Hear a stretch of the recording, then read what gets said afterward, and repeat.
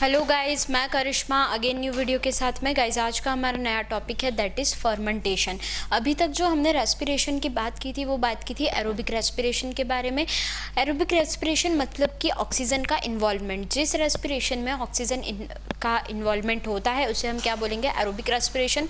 और जहाँ पर ऑक्सीजन की रिक्वायरमेंट नहीं होती है उसे हम बोलेंगे एनारोबिक रेस्पिरेशन। तो fermentation is a type of anaerobic respiration.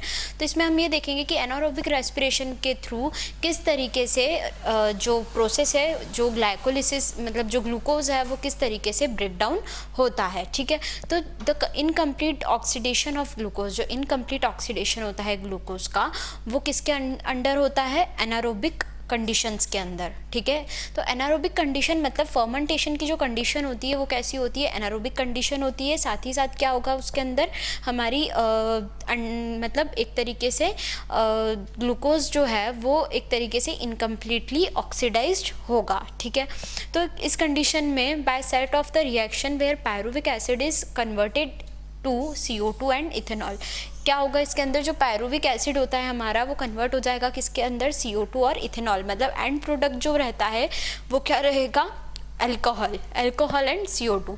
मतलब इसमें ऑक्सीजन का इन्वॉल्वमेंट नहीं है लेकिन CO2 ज़रूर रिलीज़ हो रही है। क्यों? क्योंकि यहाँ पर इथेनॉल का फॉर्मेशन हो रहा है और जो गैसेस रिलीज़ हो रही है वो कौन सी है, कार्बन डाइऑक्साइड।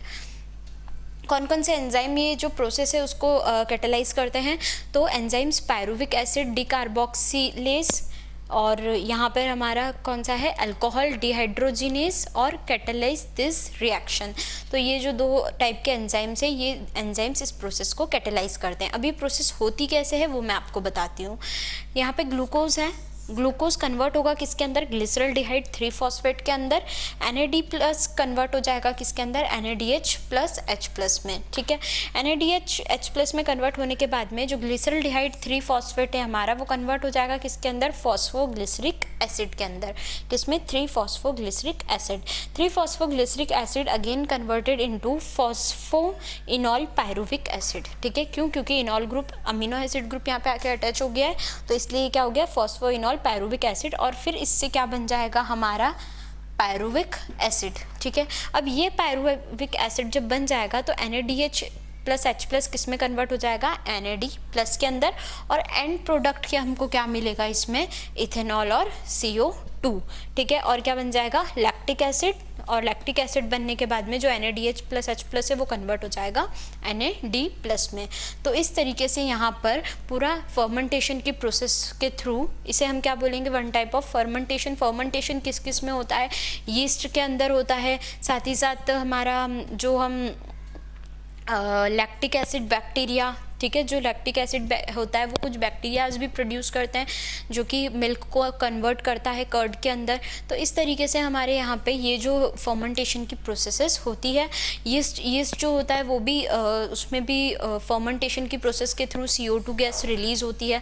तो ये सारे एग्जाम्पल्स हुए फर्मेंटेशन के, और ये जो हमारा एग्जाम्पल है ये एनारोबिक रेस्पिरेशन का एग्जाम्पल है फर्मेंटेशन का, जिसके अंदर जो है ग्लूकोज कन्वर्ट होता है किसके अंदर, इथेनॉल और CO2 के अंदर। एंड प्रोडक्ट जो रहेगा वो इथेनॉल और CO2 रहेगा। एक बार मैं फिर से आपको सारी चीज़ें रिकॉल कर देती हूँ। फर्मेंटेशन के अंदर क्या होता है, ये क्या है, एक तरीके की एनारोबिक प्रोसेस है जिसमें ऑक्सीजन का इन्वॉल्वमेंट नहीं होता है।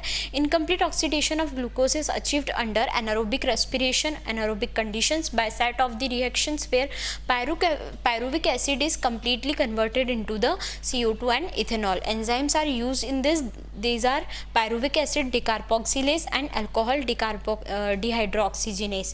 ठीक है, these will catalyze this reaction and the reaction will proceed like glucose is converted into glyceraldehyde 3-phosphate. ठीक है, NAD+ will convert into the NADH+H+ and the glyceraldehyde 3-phosphate again converted into 3-phosphoglyceric acid. ठीक है, and this 3-phosphoglyceric acid will convert into the phosphoenol pyruvate because the enol group will attach here. Okay, then this process will continue and pyruvic acid will form. ठीक है, ये pyruvic acid से क्या बन जाएगा हमारा, ethanol, and the CO2 is the last product lactic acid निकल जाएगा और यहाँ पे NADH+ से NAD+ बन जाएगा। So this is all about your fermentation और we can say anaerobic respiration के बारे में हमने यहाँ पे बात की है। आपको इस वीडियो से रिलेटेड कोई भी प्रॉब्लम हो प्लीज़ कमेंट कीजिए। और हमने ऑनलाइन होम ट्यूशन भी स्टार्ट किया है। मोर इन्फॉर्मेशन के लिए डिस्क्रिप्शन में चेक कीजिए। Thank you so much.